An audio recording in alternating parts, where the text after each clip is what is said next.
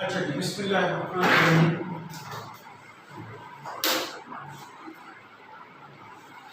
हमने अभी तक चीज़ें पढ़ी, शेयर्स कैसे इशू होते हैं, यानी स्टेटमेंट ऑफ चेंजेस इक्विटी का कॉन्सेप्ट में जो चेंजेस आ सकते हैं, जो ओनर के दरमियान में आपस में ट्रांजैक्शंस होती हैं, ओनर्स ट्रांजैक्शन, उनकी वजह से जो चेंजेस आती हैं वो चीज़ें हमने पढ़ी। नॉर्मल शेयर्स कैसे इशू होंगे, राइट इशू कैसे इशू होंगे, बोनस इशू का क्या इफेक्ट होगा, डिविडेंड्स का क्या इफेक्ट होगा, प्रेफरेंस शेयर्स अगर इफेक्ट करेंगे तो कैसे करेंगे, प्रॉफिट का क्या इफेक्ट होगा इसका, राइट। ये सारी चीज़ें हमने वन बाय वन अभी तक पढ़ी और इन सबको हमने एग्जाम्पलीफाई भी किया वन बाय वन। हर चीज़ जो हमने पढ़ी उसकी इंडिविजुअल एग्जाम्पल भी की। आज मैं आपके लिए एक क्वेश्चन छोटा सा लेके आया हूँ कि अगर बहुत सारी चीज़ें इकट्ठी आ जाएं तो फिर हम उनका इफेक्ट किस तरह से statement of changes in equity में शो करेंगे। ठीक है जी, देखिए ये आपके सामने एक इक्विटी नजर आ रही है जिसमें शेयर कैपिटल, प्रीमियम और रिटेन्ड अर्निंग्स में रिवैल्यूएशन और जनरल रिजर्व इसमें नजर नहीं आ रही। इसका मतलब है कंपनी की इक्विटी है ये, राइट। कहता है ये किस दिन है, 1 जनवरी 2022 को हमारी इक्विटी इतनी है, यानी जब हमने 2022 शुरू किया तो मेरे पास शेयर कैपिटल 2,50,000 पड़ा हुआ है, प्रीमियम 1,20,000 पड़ा हुआ है और मेरे पास रिटेन्ड अर्निंग्स 6,50,000 अब तक पड़ी हुई हैं, राइट बेटा। वो कहता है कि इस साल में 2022 में ये मजीद चीजें हुई हैं जो आपने इसमें इंकॉर्पोरेट करनी है, जो शो करनी है आपको। उसमें सबसे पहले चीज उसने कहा है कि जब हमने साल शुरू किया तो 31 मार्च को जाकर हमने एक राइट इशू किया, ठीक है भाई, राइट इशू किया है 31 मार्च को। कितने का, 25 रुपीज पर शेयर, और कितने शेयर, 5,000 शेयर उसने खुद कैलकुलेट करके दे दिया। अब आपको शेयर कैलकुलेट करने की जरूरत नहीं है। कहते हैं 5,000 के राइट शेयर इशू कर दिए, 25 रुपए का एक, सिंपल कैलकुलेशन हो गई। वरना हमें पहले शेयर कैलकुलेट करने पड़ने थे, उन शेयर्स में से फिर हम देखते राइट शेयर कितने हैं और उन राइट शेयर्स को अगर हम कन्वर्ट करते शेयर कैपिटल या प्रीमियम में, तो यहाँ पर सीधा सीधा शेयर्स दिए हुए हैं, अमाउंट भी या प्रीमियम का यहाँ से पता चल जाएगा कि 10 रुपये वाला शेयर कितने का बिक रहा है, 25 का। तो इसका मतलब है जाहिर है इस 5,000 मल्टीप्लाई बाय 10 शेयर कैपिटल बन जाएगा, 5,000 मल्टीप्लाई बाय 25 हमारे पास क्या बन जाएगी, शेयर प्रीमियम बन जाएगा। तो मैं ये सबसे पहली जो एडजस्टमेंट है इसको यहाँ पर आपके लिए सॉल्व कर देता हूँ। एडजस्टमेंट नंबर 1, एडजस्टमेंट 1 में क्या होगा जी, मेरे पास शेयर 5,000 शेयर्स हैं जो राइट इशू की सूरत में मैंने इशू किए।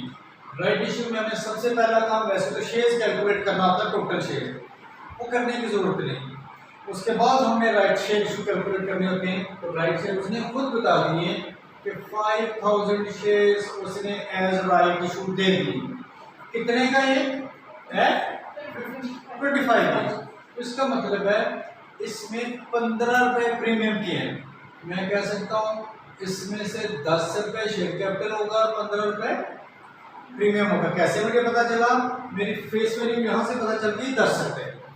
तो 5,000 मल्टीप्लाई बाय 10, मेरे पास जो 50,000 है ये क्या होगा, और जो 75,000 है ये क्या होगा, प्रीमियम की अमाउंट होगी। तो शेयर कैपिटल और शेयर प्रीमियम 50,000 और 75,000। मैं अगर यहीं पर इसको इनकॉर्पोरेट करना शुरू कर दूँ साथ साथ, तो मैं कहूँगा मेरा शेयर कैपिटल पहली ट्रांजैक्शन के बाद 50,000 से मेरा शेयर कैपिटल बढ़ गया और 75,000 से मेरे शेयर प्रीमियम बढ़ गया। इसमें बेटा कोई मसला क्लियर, ठीक हो गया चलो। आपको बेटा वसिया क्लियर है बेटा। चलो पहली adjustment is over. Right issue में वी हैड 5,000 राइट इशू।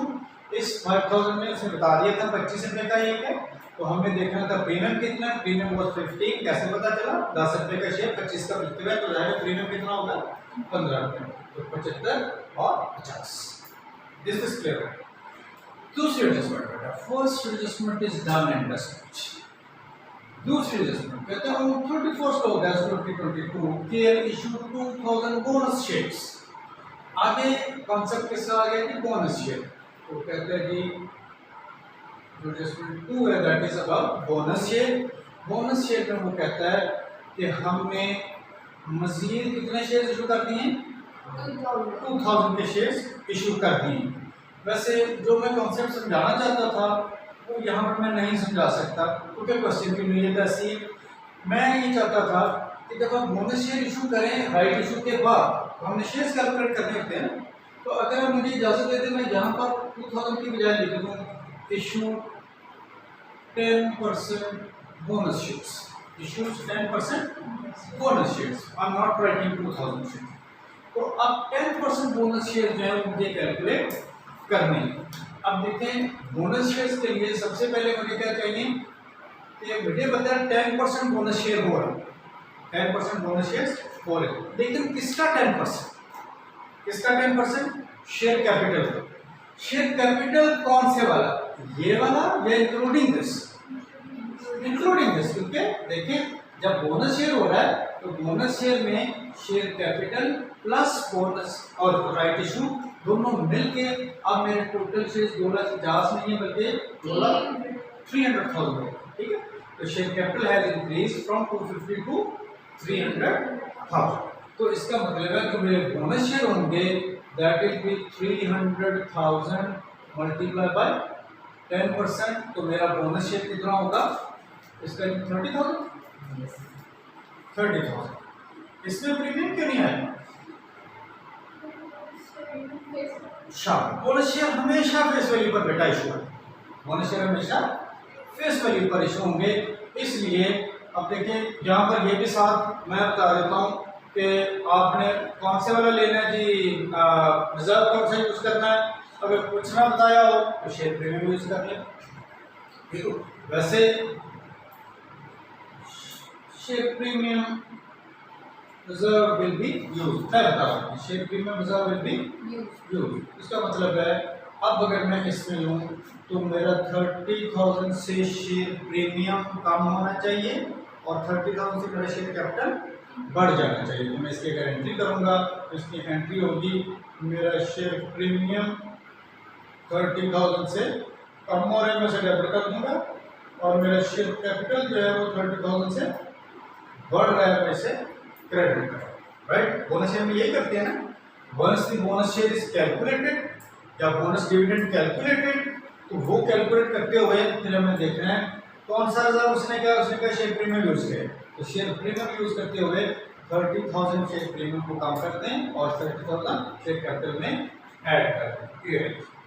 अब मेरा 30,000 शेयर कैपिटल बढ़ गया और प्रीमियम इतने से कम हो गया, राइट। ये भी done understood. Next comes on 31st August, ये हो गया इंटर्म डिविडेंड ऑफ ₹2 पेड। कहते हैं जी इंटर्म डिविडेंड पे किया किस दिन, ऑन 1st September 2022।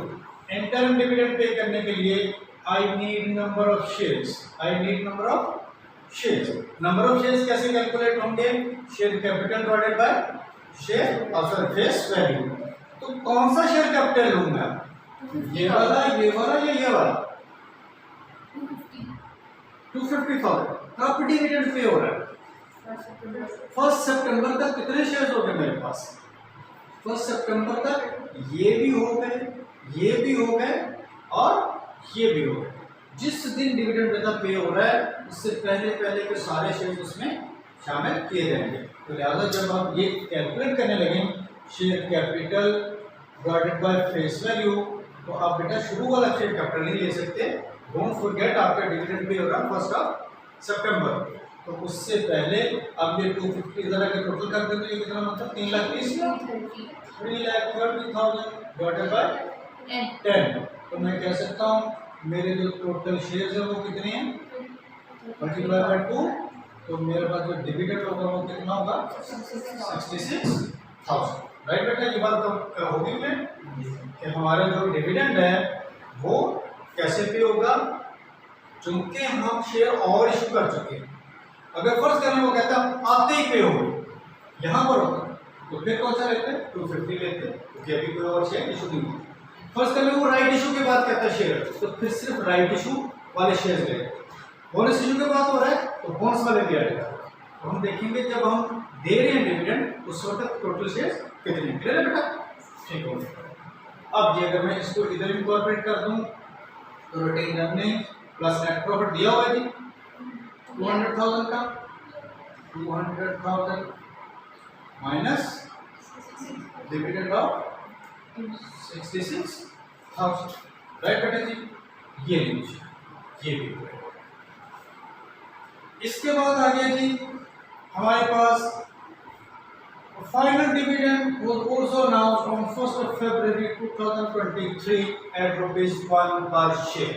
ये बेटा कौन सा वाला डिविडेंड है, फाइनल डिविडेंड। ये किस ईयर के लिए है, 2022 के लिए, लेकिन कब अनाउंस हो रहा है, क्या हमारे से रेलेवेंट है ये, नहीं है, तो इसलिए कहीं पर भी नजर नहीं आएगा, ये हमारे काम की चीज नहीं है, मैं इसे नहीं लिख रहा। नेक्स्ट आते हैं, प्रॉफिट फॉर द ईयर हम लिख चुके हैं पहले। नेक्स्ट क्या है जी, 6% redeemable preference shares were also issued on 1st of October at 100,000 rupees। इसे इक्विटी में कहां पर लिखूं, क्या ये इक्विटी में आएंगे, क्या ये इक्विटी में आएंगे,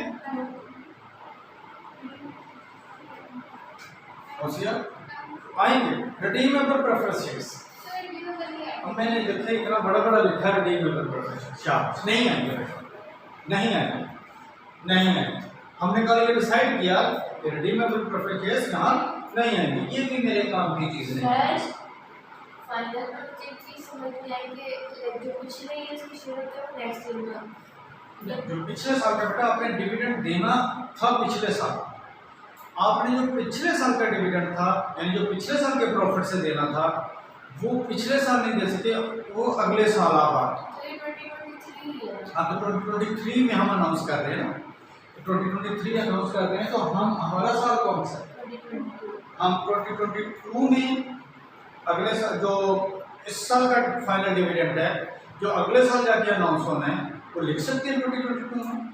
फाइनल डिविडेंड के बारे में हमने कल क्या डिसाइड किया होगा, फाइनल डिविडेंड वो उसका होगा जो पिछले साल का है वो इस साल में लिखा जाएगा, क्योंकि पिछले साल का इस साल में अनाउंस होगा, जो इस साल का है वो अगले साल में जाकर लिखा जाएगा। रोशन आ जाए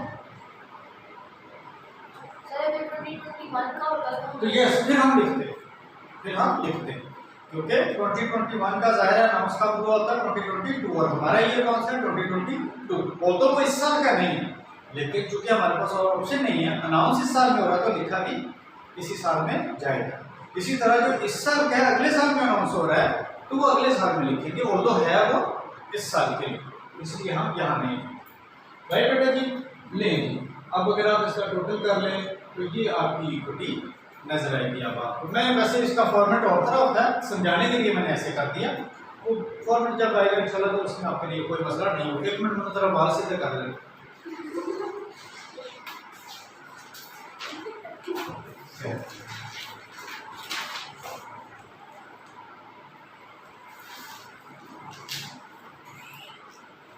इसमें बेटा कोई मसला, कोई मसला नहीं, ठीक हो गया। आपको मैंने नोट्स भेजे हुए हैं, आपको मैंने नोट्स भेजे हैं, नोट्स में मैंने एक एग्जांपल है, आई थिंक इधर एग्जांपल 12 और 13 ABC के नाम से, ABC के नाम से, वो बिल्कुल ऐसी एग्जांपल है, उसी तरह देखें, निकालें और इसे सॉल्व करें। हमारे पास टाइम का कितना है, अभी टाइम हमारे पास क्या टाइम, आधा घंटा है, वो भी मैं करवाता हूँ अगर आधा घंटा है, उसको ज़रा पूरे फॉर्मेट के साथ कर लें, फुल फॉर्मेट के साथ कर, या आप एक क्वेश्चन उससे पहले एक ट्राई खुद इसको बेटा बंद कर।